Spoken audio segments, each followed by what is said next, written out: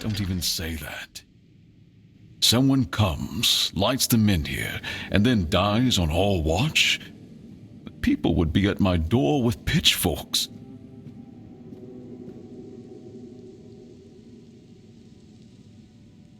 He's waking up. Welcome back to the land of the living, our hero. Help him up, Ansem.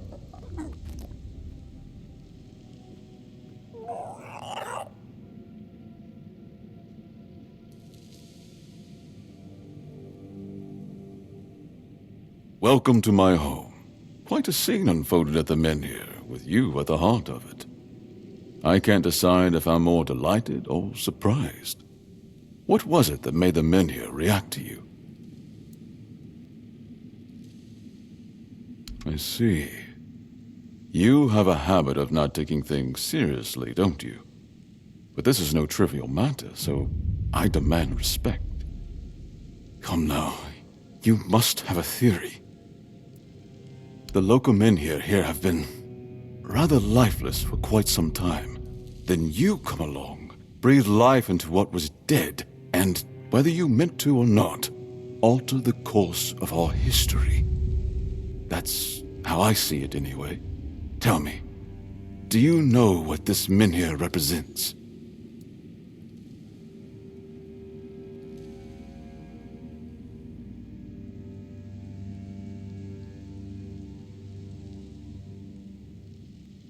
So they say. The Menhirs were raised by Merlin to ward off the ancient mists that burst monsters beyond human comprehension. But none of this matters in our current situation. Here, the Menhir represents something more. For some, it's a symbol of freedom and independence. Strength, if you will. It shows that the people of Quornoct, my subjects, can face any challenge, even at the world's end. And for others, like our guest from Camelot, whom I'm sure you've seen, it's a symbol of power.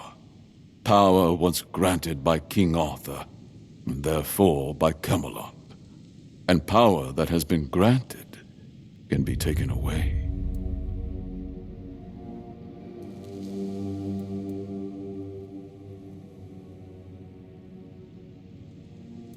Palamity Shield, you say? An unusual request. That shield rests beneath the Menhir. And legend has it that it used to fuel its power for centuries. I don't mind if you look at it, touch it, whatever you need. Just don't take it. It's a treasured relic, and the people of Quornoct are quite attached to it.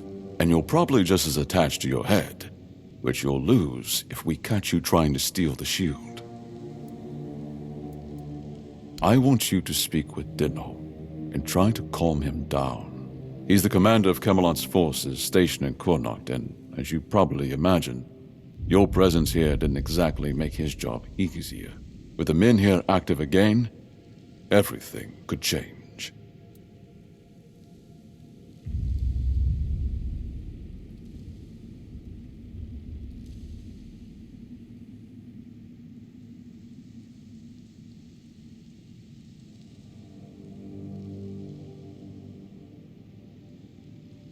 Officially, they say they want to gather all the men here scattered across Avalon, set them around Camelot, and bring people there to ensure their safety. That is, if they can figure out how to restore the power of the Menhirs. I'm well aware. And now we're also facing an outbreak of the Red Death, which will no doubt influence Camelot's decision on whether to offer my people shelter. But with the Menhir reignited, the people of Connacht will be even less willing to give up and go to Camelot. If anything, I expect rebellion to break out, and bloodshed is something neither we nor the capital want. I don't know, to be honest. It's not something I could admit publicly, but I feel both sides have a point. I understand the people who don't want to abandon their homeland, and I understand the knights who must face a long-lost terror and find a solution to an impossible problem. Believe me, being a lord in times like these is a heavy burden. If you need anything, speak to Ansem. He's the one who decides what's worth my time.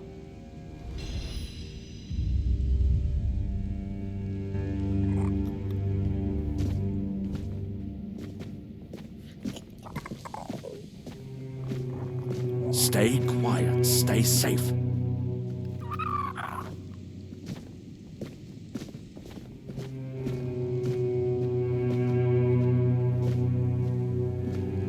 Just passing through? Good. Ah, a new face. I am Anselm, Major Domo to Lord Yvain. Any business to be done in Connacht usually passes through my hands first.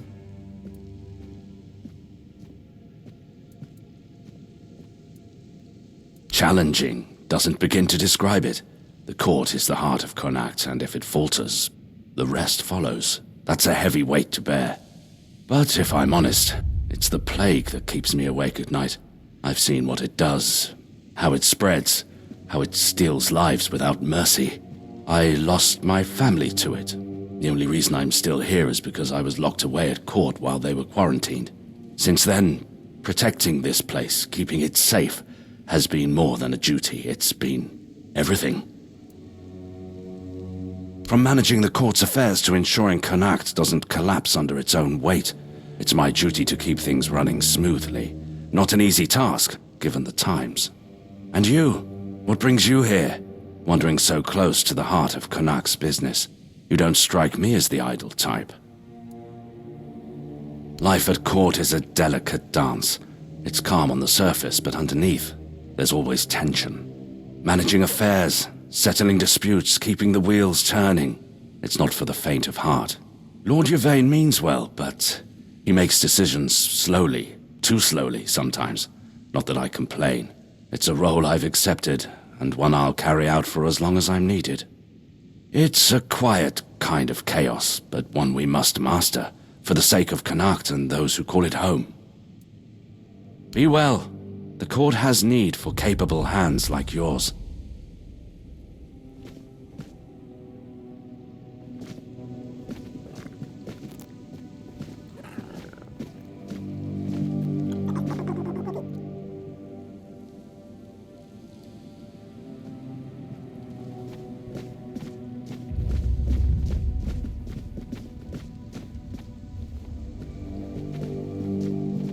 Stay quiet, stay safe.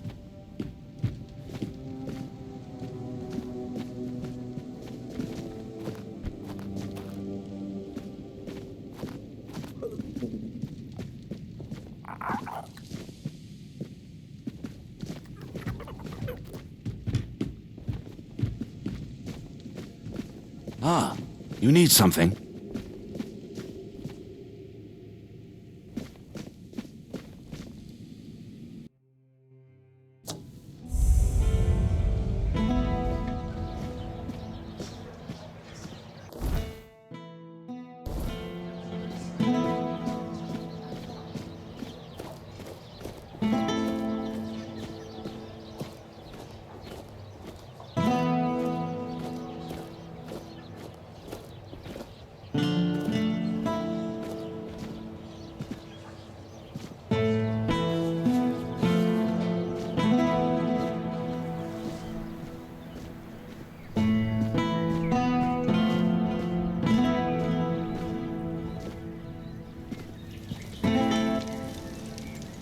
Oi, you there, Sleeping Beauty.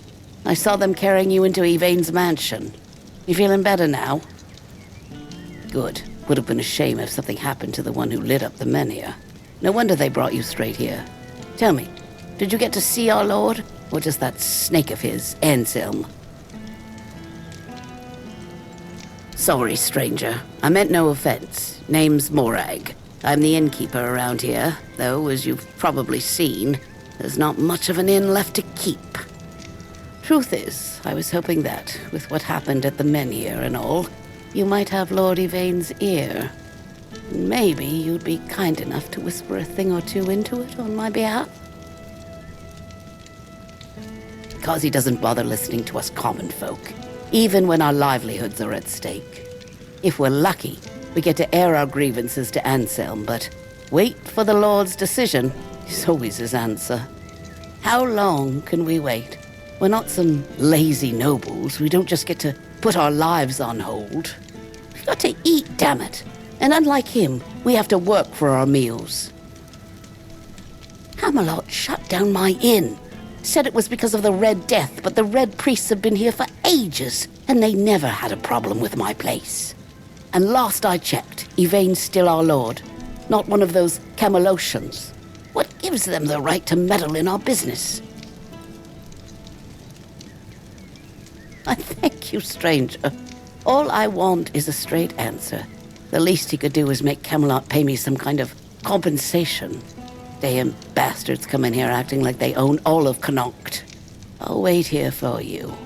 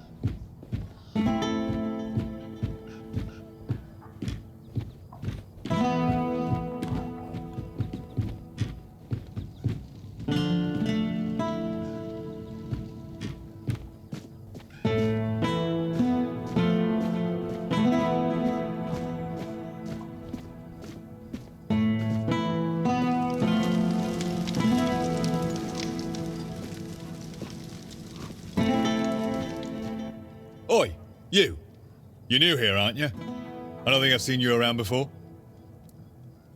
Ah, no, sorry. It's just that we don't see many new faces around here. Just us and the locals and, well, if you haven't noticed yet, they're not the friendliest bunch. Do they? Then maybe we're all just sick of looking at each other. I'm sure they're not all bad. This must all be quite hard for them. But it's not like I want to be here either. I've got a pregnant wife waiting for me at home, and they won't even let me buy a book for her. Yeah, about birthing and labour and whatnot. It's going to be our first, you see, so my wife's worried sick. I wanted to send it to her, to ease her mind, you know? But that Dalrita wench chased me out of her bookshop and won't let me back in!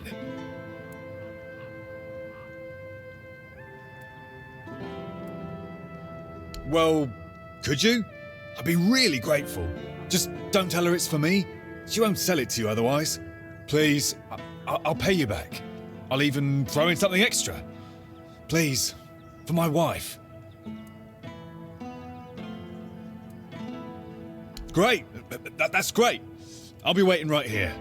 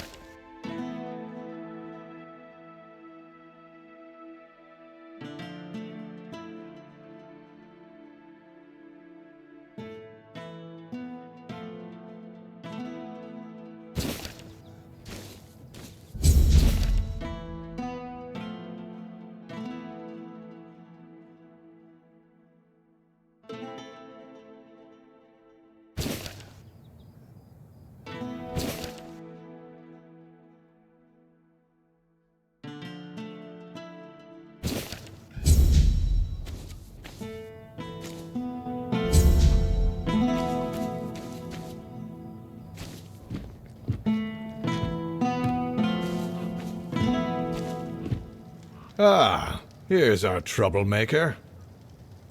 You've really caused a stir around here with that spectacle in front of the menhir.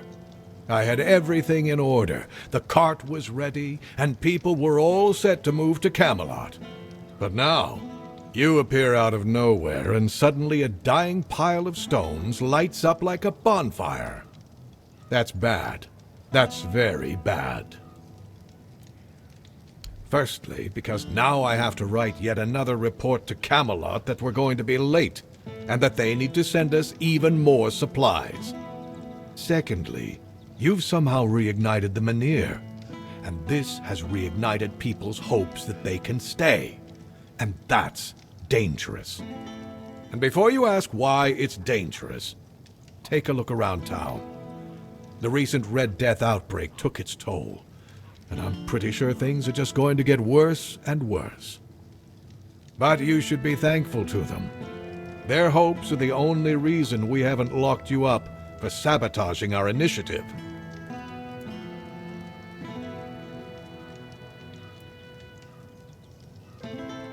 You can go tell Murig that your presence doesn't change anything about our deal, and that you are unwilling to help with his endeavors, whatever they may be. And if he doesn't listen, play along, but come back to me when you learn what he has planned. Isn't it obvious? For the safety of all the residents of Avalon. Only by gathering the menhirs in one place and reigniting them will we be able to keep ourselves safe from the weirdness. Avalon's population has significantly declined over recent years. We're on the brink of extinction, damn it.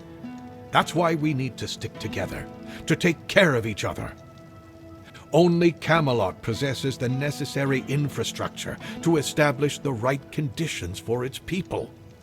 If they remain here, they will die, either from the weirdness itself or from the horde of monsters it spawns. And there aren't enough soldiers here for their protection.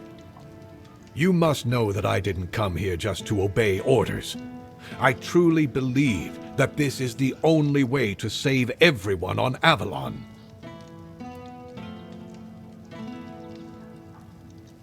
Then at the very least, we'll have bought some time for those wiser than us to think of an alternative solution. Perhaps we will invade Tuathan, like in the glorious old days. Or perhaps someone will find a way to free the derelict fleet, allowing us return to the homelands. I don't know. But there's one thing I'm certain of, and I'll repeat it as often as necessary. Only by standing together can we overcome the weirdness. Scattering our people across the island is the worst solution, and it's a sure path to our ruin. Murig, who apparently prefers to be called Maggot, is a druid, even though he may not look the part. And druids are the only ones who know the rituals necessary to ignite the menhirs. Due to bad luck, or more accurately, the decisions of my superiors, our options for druids are limited. That's why I'm forced to work with Murig, and prophet be my witness, neither of us is happy about that. But I'm no fool. I know that what happened in front of the menhir might make Murig consider double-crossing us. He'll try to find a way to reignite the menhir so that it could stay in Kunok despite our agreement. So, if you ever find out what he's planning, if he ever asks you to fetch something for his ritual, you make sure you come to me first. I'll await your return.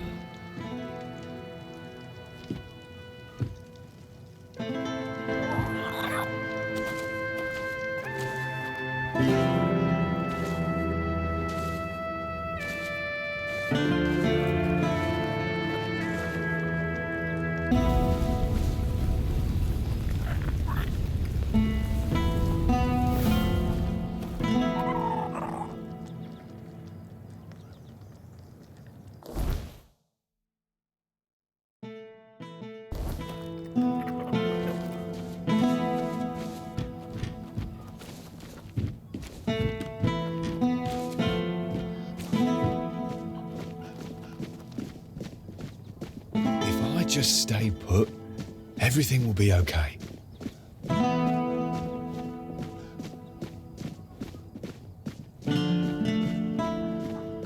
Spare a coin for the hungry.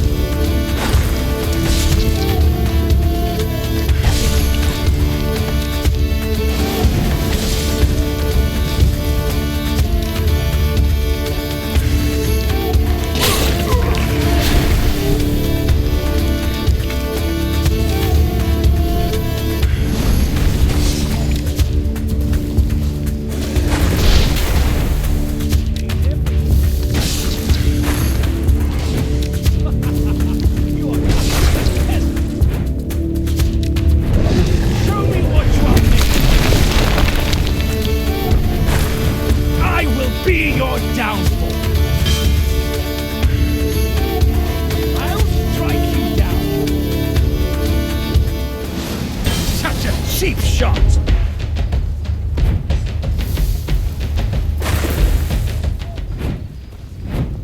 Tis just a flesh wound.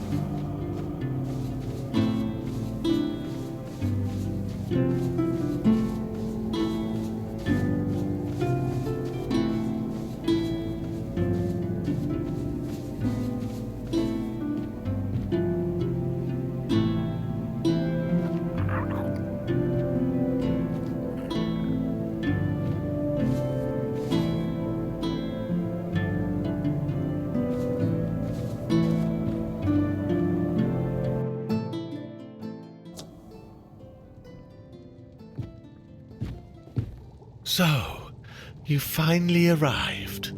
Or is it the two of you? It's a pleasure to meet you. Call me Maggot.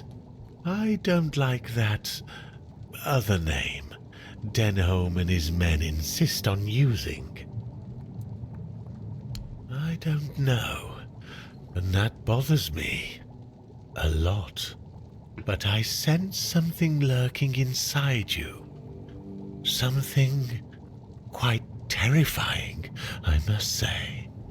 All I'm sure of is that you've been exposed to vast quantities of the weirdness and survived.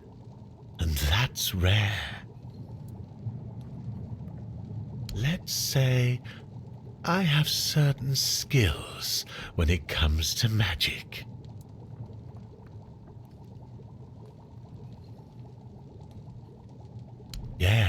Yes, the Menhir. It responded to your presence. It reacted to you. And that's unusual. It means big changes are coming to our small Kunacht. Do you know why all those Camelot troops are here? That's right. Unfortunately, they believe that by gathering all the dying Menhirs and placing them around Camelot, they'll stand a fighting chance against the oncoming weirdness.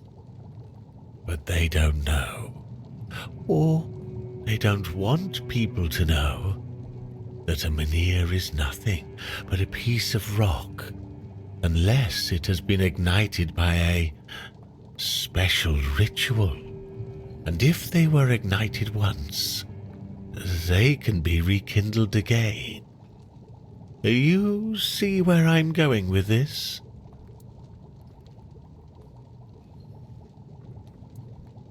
No, I want you to prevent Camelot from taking the Menhir. I'm too old to play a hero, but I can help you become one. If you care about things like that, and I, for once, would like to stand on the right side of history.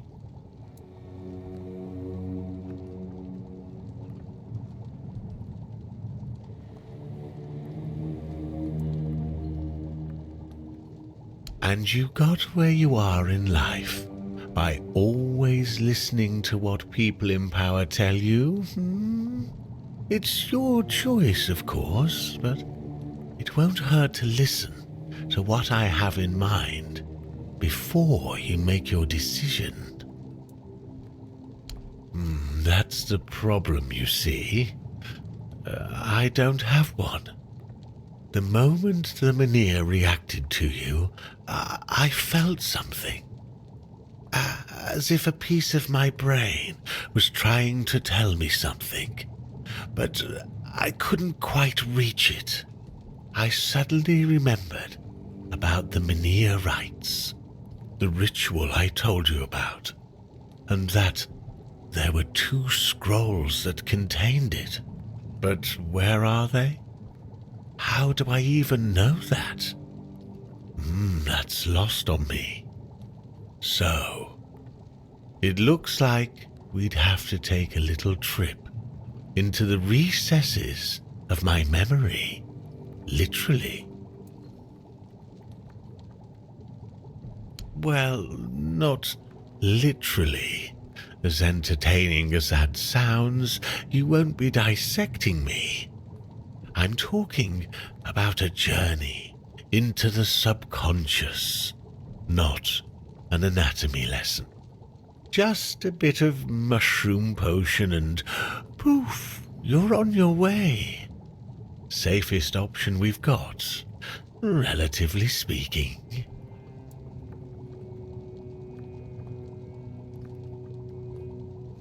I like your eagerness, but I don't exactly have the materials required for this particular kind of potion on me. It's not like I'm letting people inside my mind every day, you know. Here's what we'll need in order to make this thing work. Just grab these and bring them back and we'll see what happens.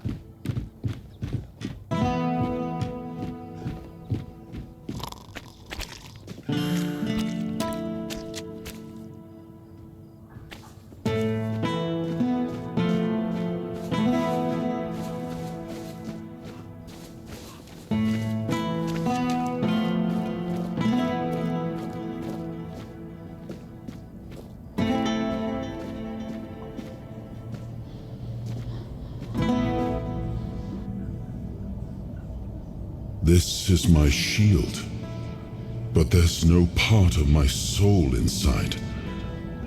We need to look somewhere else. But I can feel the missing part. Close. Maybe it's the men here. Maybe it needs something from us.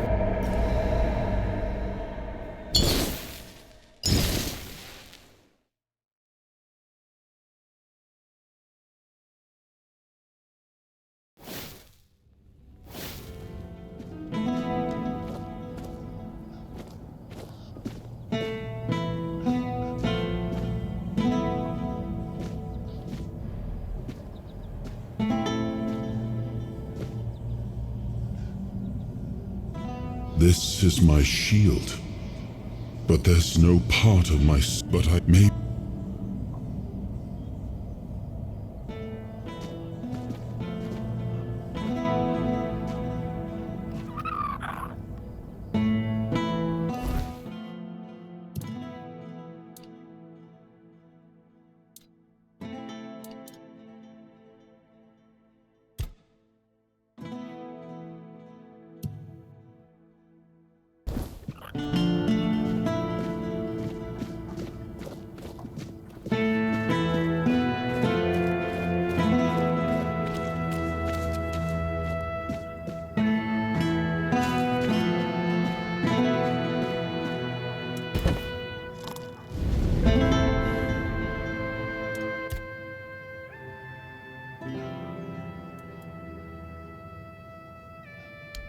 no idea. The Menhirs were Merlin and Nimue's domain. I was mostly just relieved they worked. Although I've always felt an odd sense of familiarity with them. I think they reacted to the power we now wield. The Four-Dweller element within us. But why and how? That's beyond even my understanding. But tell me, are you well? You were unconscious for a while.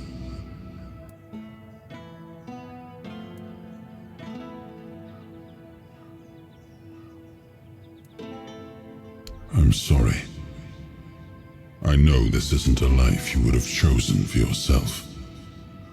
But you've conducted yourself admirably. You're strong, and you're not alone. I know this fate was forced upon you.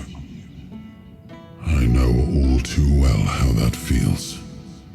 So I promise, as long as I'm here, I'll help you however I can.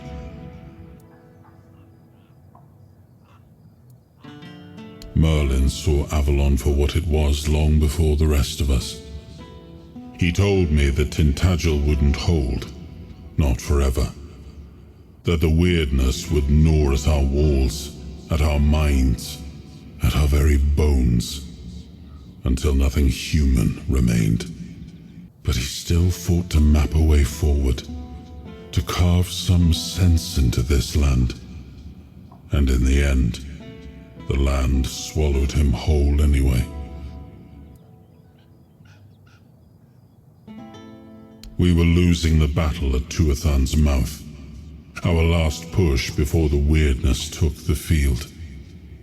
Merlin was with us, bleeding, exhausted, but still weaving his spells. Then it came. Not a beast, not a man, not something we ever had words for. A shadow wearing 1,000 torn banners, moving like it had no shape of its own. Merlin raised his staff, spoke a name I didn't recognize. And then he was gone. Not killed, not struck down, just gone. Like the land itself had taken him back.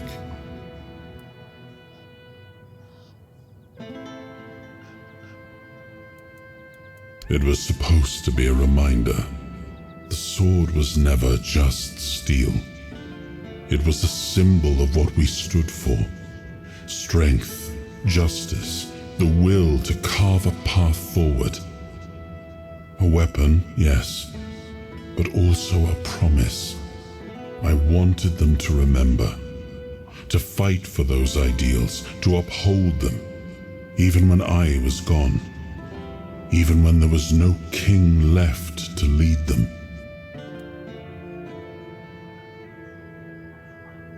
Well, the apple has fallen far from the tree. I don't see the heir of Palamedes in him. His ancestor was a ruler devoted to his people.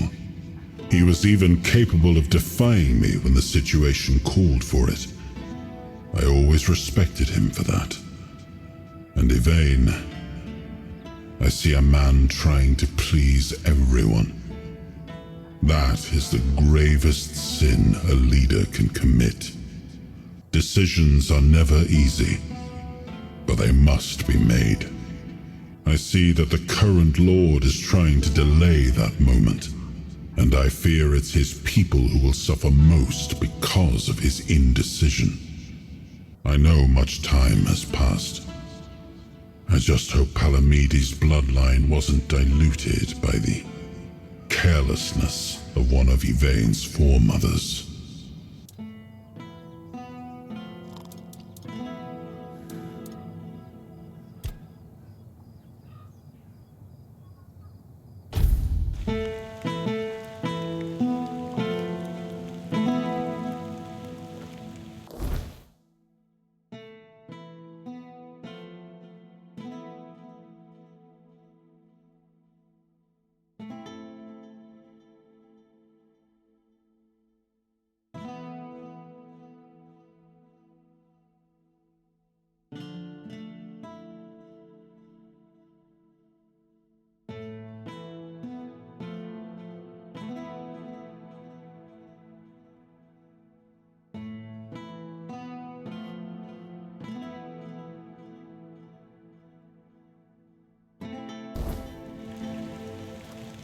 Oh, hello there.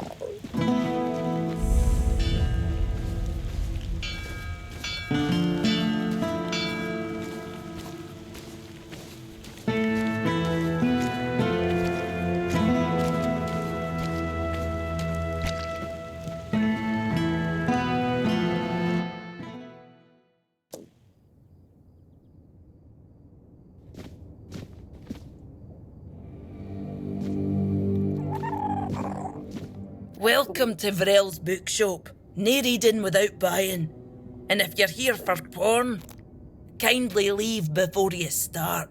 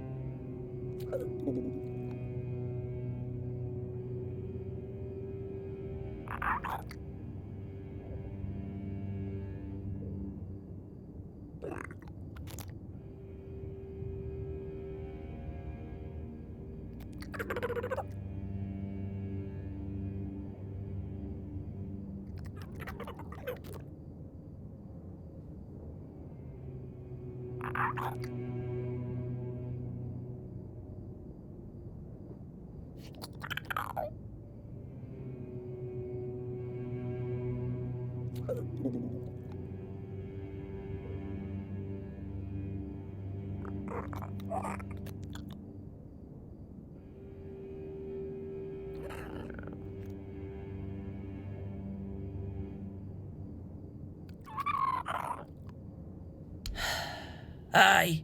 Look, I don't begrudge anybody their reading habits. Each to their own. But some things should be kept private. Aye. Not only can I read, I can even make recommendations. Imagine that. So, if you have a joke to tell, don't bother. I'm pretty sure I've heard them all.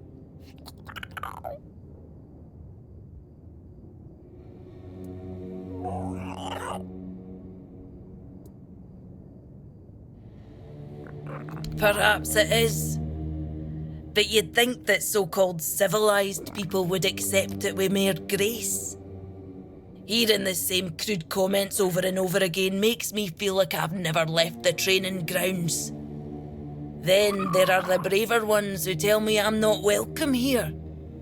Hell, it's just like talking to my sister. They all have more in common than they think. Although mostly it's just prejudice.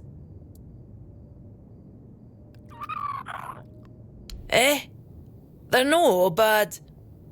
I know it might sound like I was some poor, misunderstood girl with unusual interests, but that wasn't the case. I was a rightful member of the tribe, and believe me, I didn't get my name for nothing. My father made sure of it. I just wasn't my sister. Funnily enough, she was the one who saw it as a problem. Vran believed that my lack of ambition to be the top Volker warrior somehow made her look bad. Every time I went to the temple to read in peace, she was on my ass about it. Until one day, she yelled at me to either step up or get the hell out of her tribe. You can guess the rest. Oh, great. How's she doing? Still on her path to becoming the pinnacle of tribal perfection?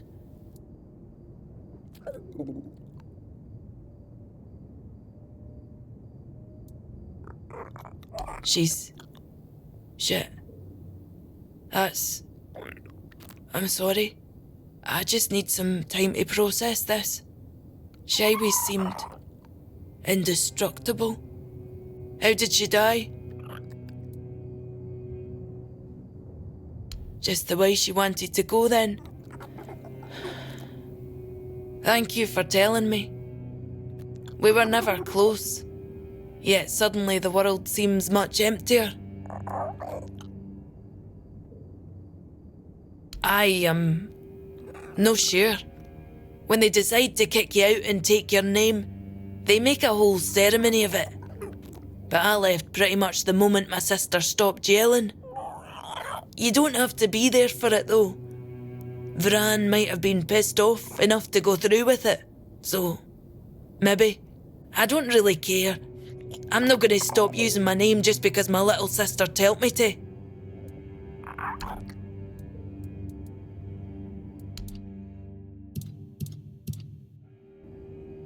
Hello again.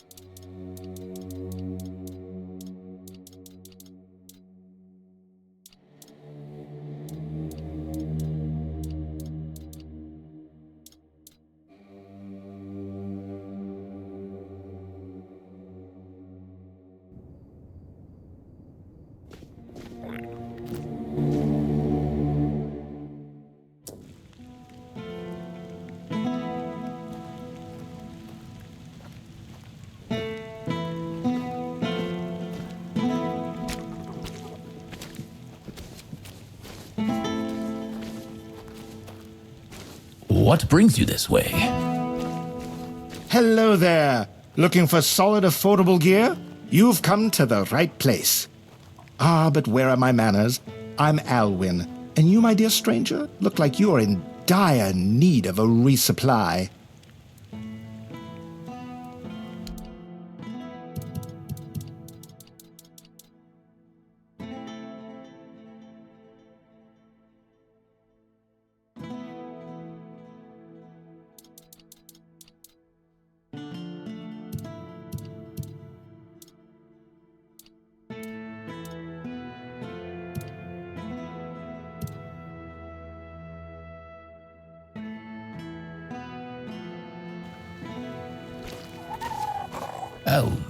Elixirs, powders, ointments, got something for wounds, poisons, something to keep you on your feet through the night and help you survive the cold.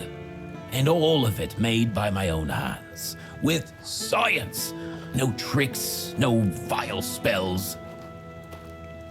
Yes, all magic is a scam, an illusion that pretends to give you something but always takes more in return. My elixirs work because they're based on knowledge and experience, not some fickle power from another world. Anyway, go ahead and read my anti-magic manifesto. I've laid it all out, why the magical plague must be wiped from Avalon.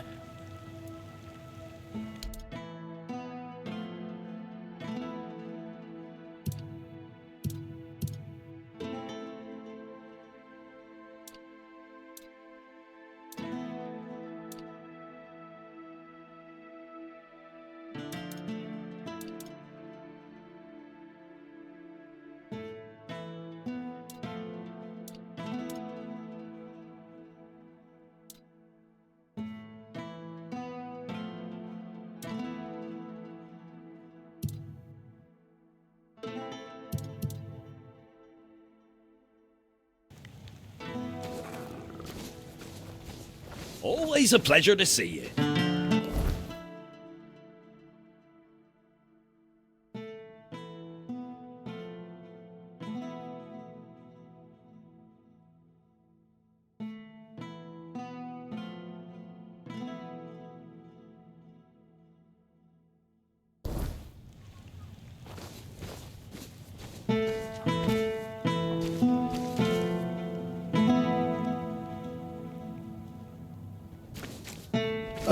Hello there.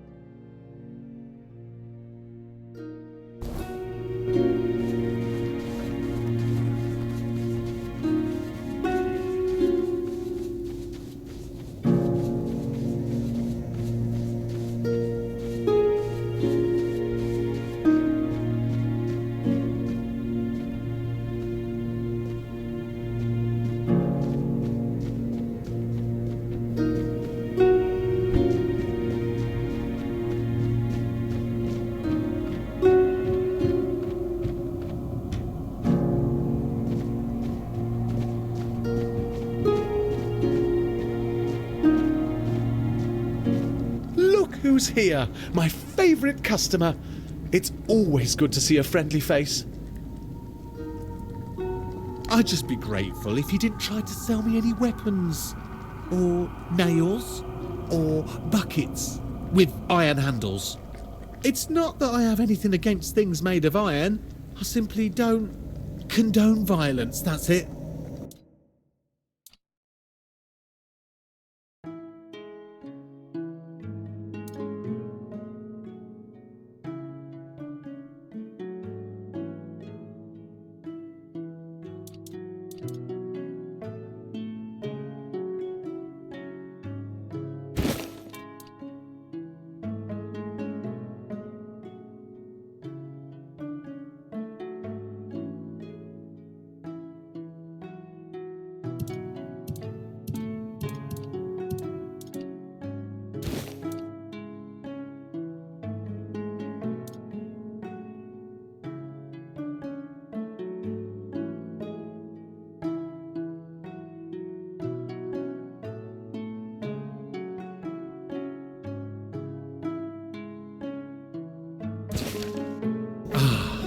Another satisfied customer. That makes 2. Although the first one never came back. But you will, won't you?